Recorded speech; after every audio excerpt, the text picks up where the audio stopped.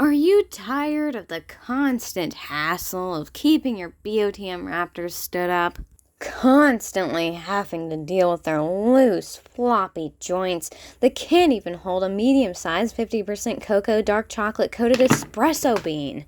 Introducing the Utahraptor, now made with 90% less frustration.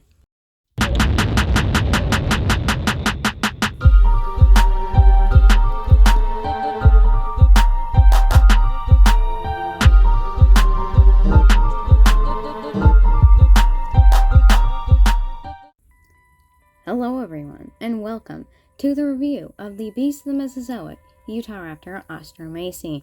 This figure looks absolutely incredible, and I'm very excited to have it. So we're just gonna go ahead and take a look at it because this is an epic, awesome figure. So the packaging is fairly standard for new Beast of the Mesozoic figures. I really like this packaging. It looks really good. Especially compared with the old ones. I mean, the old ones were good, but man, this looks so nice and clean. Like, I guess I kind of just don't pay attention to the packaging very much, but man, is it cool. You got a nice picture of the Utahraptor. Well, it's not a picture. Why did I say that? It's art. It's an art of the Utahraptor. Is that better? And if we turn it around, we have a nice picture of the figure on the back, as well as some facts about it, some stats, like where it was found, if you couldn't guess. That's right, it was found in Montana. Then we have some other pictures of, well, you have the other figures in the line. We have the Achillobator, Chasmosaurus, Squanlong, Tarbosaurus, and Zuniceratops. But yeah, that's the packaging, and let's just go ahead and get it out of the box.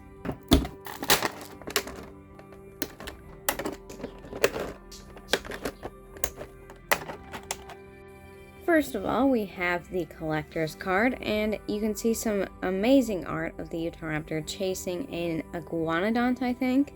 It's the same art that is on the front of the box, so I think this looks really, really nice. And if we turn it around, you can see some photography of the Utahraptor, as well as some facts about it. Pretty much the same stuff as on the back of the box. So yeah, pretty cool. We also have the instructions, which is very helpful for me, especially since this is not only a new sculpt, but also it does have a whole new stand and everything. So you might want to take a look at this. And we have some posing accessories with some little clips and posing rods, as well as this brand new adjustable base with, of course, different clips and things. Yeah, this was really cool. I'll get more into this later. As well, they also included the original Raptor series stand, but instead of like painted or anything, it's just in a clear plastic. So that's cool that you get two options. And it is time for the Utahraptor itself. And man, is it impressive. This thing is just so cool in person. Yeah, it's giant. Of course.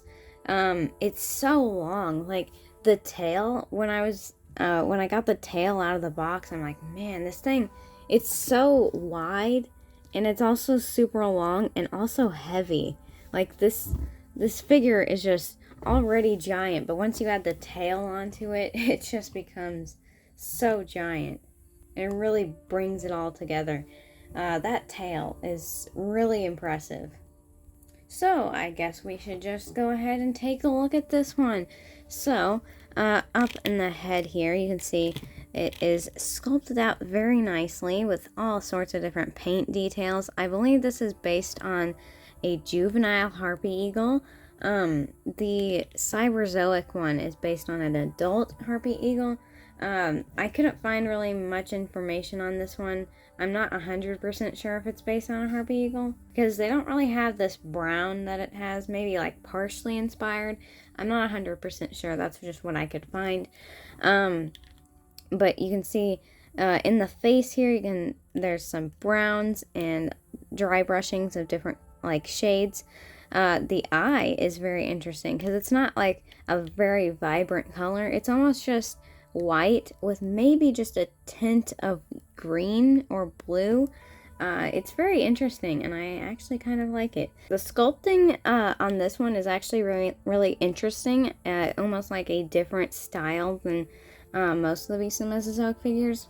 There's not as much scaling detail, like you can see skin folds and that kind of thing, but if you really look, there's not much actual scales, and that is the same with the feet and the hands. I'll get into that once we get there, but I find this very interesting, but it's kind of cool. Also, something around the nose, it's just very nicely sculpted out.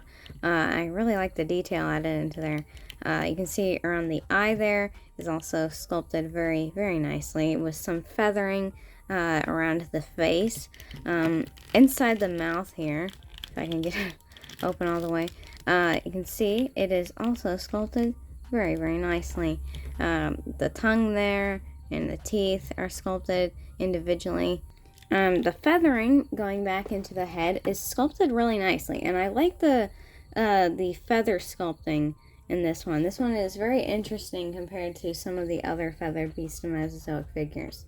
We have the Raptor here, and as you can see, this one is sculpted very nicely, but I think the Utahraptor definitely has been improved upon since the original Raptor series, of course.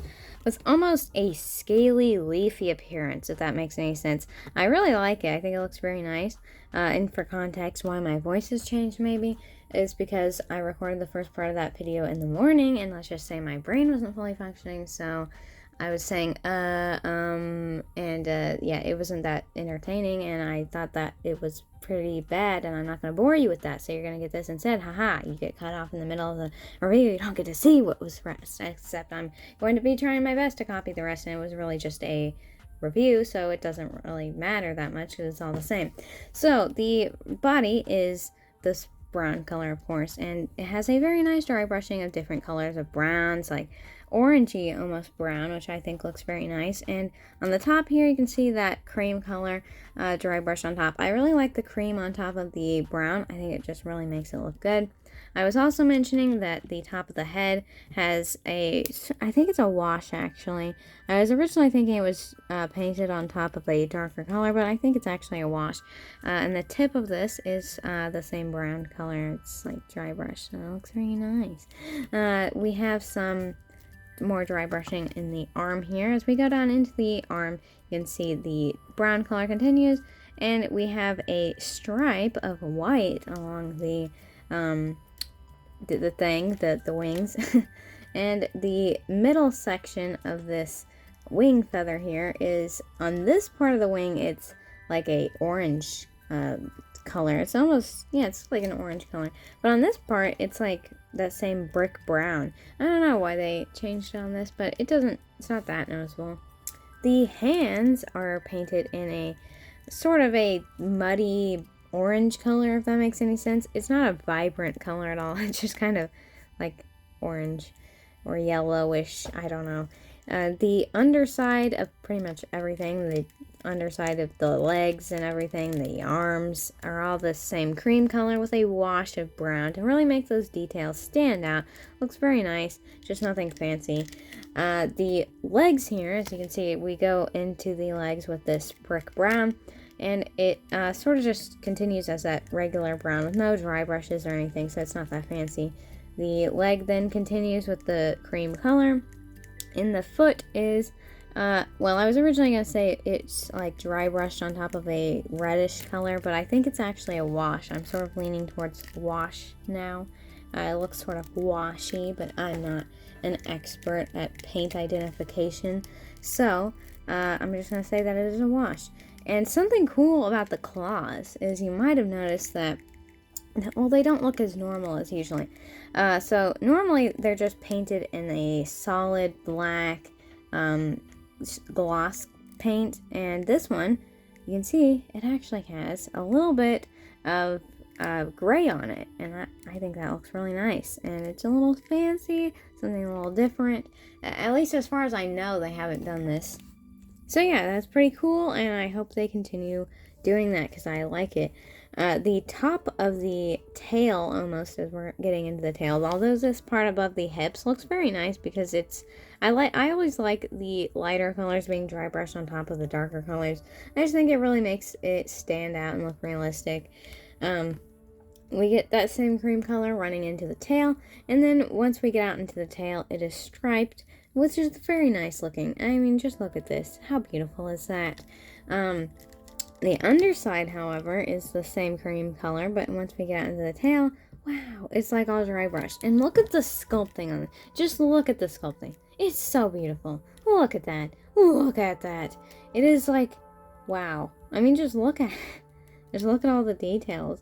It's so realistic looking. I mean, compared to one of the old Raptors, which didn't even have like this underside. It was kind of just this flat, big spoon almost. Actually, well, this is more of a spoon because it's like you can hold stuff. This is just kind of a beaver tail almost, which is still it still looks good, but it's nothing compared to this new one. It looks so nice, and look at that forked tail at the end. It's just so epic. So I think that will pretty much conclude this part. So I will now return you back to older me. Well, actually, technically that would be younger me because I'm recording this like a few days after that first one. So anyways, you get transported back to whatever that was before. But now it's time for the moment that you really are here to see. It's the articulation, because wow, is this figure articulated. Because it is a BOTM figure, we expect it to be very articulated. But this may very well be the best articulated raptor of all time. So, of course, as I mentioned, the jaw can open, but something interesting about this one is if you pose it in certain ways, the jaw can't open the widest it can. But if you make it so that its jaw is like not hitting against this neck piece, you can get it quite wide there. It does mention this in the instructions, so if you're interested in that, it is in there to sort of tell you how to do this. The inside of the mouth has a tongue, which is also articulated. It's more articulated than normal. Again, the paint kind of seals it in and makes it hard to move. I'm actually not even sure if the ball joint is even moving, but it's there if you want it. I just wouldn't recommend trying to move it too much or it might snap off. Now the neck here, the neck is very interesting because this is a new type of neck articulation compared to the old Tyrannosaurs, which just had one neck sleeve. This one has several. Which makes it much better articulation here. You can get some really nice turns in there. And the neck is like not super tight. It's very smooth, but it's not loose. It feels like it shouldn't be this loose, but at the same time, like there's no issues with it. It's very interesting because normally loose joints is a bad thing, but this one, although it's really easy to move, it doesn't seem to be like loose at all. So it's a very interesting feel. And it's actually probably a good thing because that allows you to move it much easier and while also not giving you super loose joints. But the up and down, the down is pretty good. The up is fairly decent. And as I showed you, the side to side is really nice, as well as the twist. So if you really wanted to make it look all the way up and snap its neck, you can do that and enjoy that, I guess, because I don't know who would want to do that. The arms are articulated. You can move this in and out. The elbow joint is, of course, you can move it like an elbow joint. It's just up and down. The hand, of course, can be moved very nicely, and those feathers stay in place and match with the rest. Something about this is they're a little loose in some areas, like the elbow can get a little loose at times.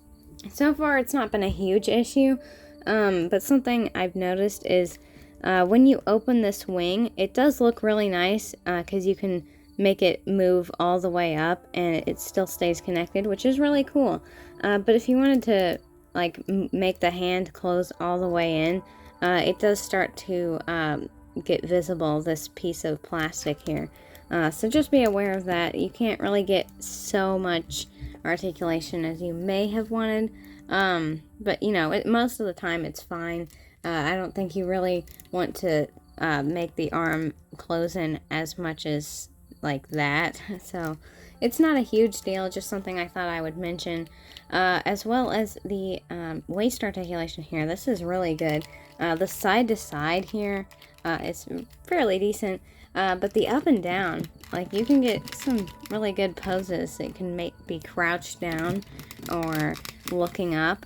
It's really good.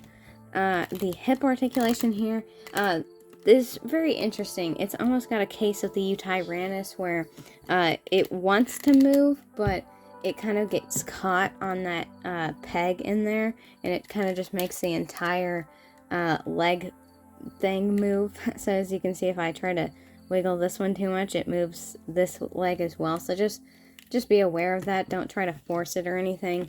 Maybe heat it up with a hair dryer. Try to get it a little more loose before you do anything. The knee joint is very stiff, but it is articulated, and you can also swivel that if you wanted to break it. You can also move the ankle joint here, which again is very stiff. These joints are usually the most, well, they're usually the most stiff joints out of anything, but you know, you can move that, swivel it, as I was trying to show you, but the the foot decided to pop off. Something about these feet is that they are brand new, which I will show you in just a second. But you can move that, swivel it, as well as the toe claw, which can be moved very high up and very far down. Well, you can't do it like the old Raptors where there was nothing stopping it from going all the way back. But this one actually does. It's sculpted in a way which doesn't allow it to move any farther than this. Now, something that I was going to mention is the way that these new feet have the ball joint in the actual foot. If I bring in the Utahraptor here, if I pop off its foot, you can see that there is no ball joint there, and it is actually in the foot, which is still fine, but something about this that are a little interesting. Well, I can't get this on with one hand, but it doesn't matter. They can get very loose over time and make it, whenever you're trying to pose it, if it's in one pose for too long, it'll just kind of get loose. This doesn't make any sense, but if you have this, you have experienced this, and I think it's really nice that they have changed it so that you don't have to worry about this. Although something that you might want to be aware of as well is that even though this is a very nice design, this like ball joint here is gets very loose in this leg. So if you're trying to, as I was trying to show you before, if you try to move it too much, it will just kind of pop out. So be careful with that. You don't want to try to force it too much, or it will just pop out, and eventually it will get very loose and maybe not even want to pop in at all. And of course we have the tail here. This joint is a little loose on mine. I'm hoping this is just an issue with mine, because it can be a little annoying. It doesn't really do anything. I mean, you can move it side to side, but it's not very sturdy. Like, it just kind of flops around and doesn't hold any weight. And that is something about this tail. It is very heavy for what it is. So if you really wanted to pose it up like that, it kind of just flops down. But you can usually save it, because this one is also on a ball joint, so you can just lift it up like that and it's fine. This one is a lot more stiff and allows you to pose it better. And the tail actually has a wire in it, so wow, you can fold it and just do anything you could possibly want. Although being a feathered tail, side to side movement is not as great. It makes the feathers fold and look weird, so it's mostly just for moving it in or putting it up, I guess, if you really wanted to do that. But most of the time you probably just want it to be straight, maybe with a little bit of a curve. And of course, I was showing you these feet earlier. I mentioned these, and they are the curled toes, which you can swap out for the flat feet if you wanted to. And I said I was going to talk about this new adjustable base, which As you can see, the Utahraptor does need it sometimes. Although the Utahraptor can stand up on its own, as I tried to show earlier, but it seems to... okay, it takes a while to get this stand up. I'm not going to bother with it right now. But you can make it stand up on its own without a stand, which is really nice. But if you want to give it a different pose, you can use this stand or also this stand. But this one is the new one. So if you wanted to, you can adjust this to different lengths. It really does not want to focus on it. But it has these little nubs in here that you can scoot it up and lock it in place. So you can do all sorts of things, as well as this one, which is the one I've used the most to keep it stood up when it sometimes wants to fall over. It is also compatible with the other, well, this is the new version, but I found that the older little clip thing is a lot better. But if you wanted to add this thing, that can also be added in, and it just gives you a lot of different ways to pose it. Although it just doesn't seem to work very well with this one. Of course, I know the issues of it sliding. A lot of people have found the issue of it not sticking to anything because it, just light plastic, so it just kind of slides around, so just be aware of that. I believe they are planning on fixing this in the next wave with like sticky pads on the bottom, which will help it stay in place. Also, this thing wants to fly off for some reason. But yeah, it's not, I think they could improve this a little bit, which I think they are going to do. But overall, it is a good alternative to the old stands that came with like the tyrannosaurs and things. But if you don't like it, you can just use the old base, which works just fine. Although it doesn't really it's a little bit too small for this Utahraptor, but I have found a few poses where it does work. So you have a wide variety of options when it comes to stands. For a size comparison, here is one of the old beasts of the Mesozoic raptors. It doesn't want to stand up because, well, that they just don't. But you can see it is much bigger than these old raptors. Here is also a small-sized tyrannosaur, the reissued Chasmosaurus, which also released alongside this Utahraptor. And just for fun, we have the old Kenner Utahraptor, which is actually the only other Utahraptor figure I have. And wow, is it much bigger, but the Beast of the Mesozoic Utahraptor is obviously much better. I mean, this featherless, rubbery thing is, it's a little outdated, to say the least. And finally, we have the Mattel Velociraptor. Because everyone is familiar with the size of these.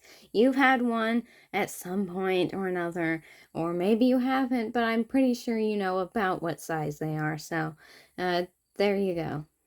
I would give you a measurement of it, but, my measuring tape seems to have disappeared off the face of the earth, so unfortunately I cannot. But yeah, there we go. That concludes the Beast of the Mesozoic 1/18 scale Utahraptor ostrommaysi. This is definitely the ultimate Utahraptor figure. There are some others out there, such as the Safari one, which are still very good. But surprisingly, there's not many Utahraptor figures out there. And this is definitely the best one we have so far. So if you're interested in getting it, I will put a link in the description where you can go and get it. Thank you for watching, and we will see you in the next video. Actually, I won't actually be seeing you in the next video. So actually I won't, and I've already said this before. Why do I keep saying this? Thanks for watching. Bye.